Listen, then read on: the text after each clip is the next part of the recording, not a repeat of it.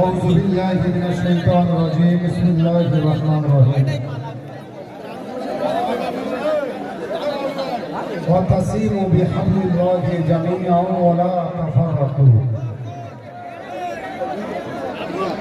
কোরআন মাজিদের 114টা সূরার মধ্যে সূরা আল ইমরান, সেই সূরা আল ইমরানের 103 নম্বর আয়াতের সর্বপ্রথম কয়েকটি বাক্য আমি উচ্চারণ করলাম। খেয়াল করবেন, আমরা কোরআন আমাদের মানতে হবে এবং নবীকে আমাদের মানতে হবে। আল্লাহ পাক রব্বুল আলামিন সূরা আল ইমরানে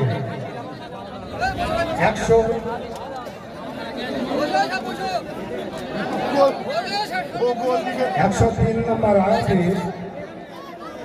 আল্লাহ পাক রব্বুল আলামিন বলছে, সমগ্র মানুষেরা তোমরা একতাবদ্ধ হয়ে যাও।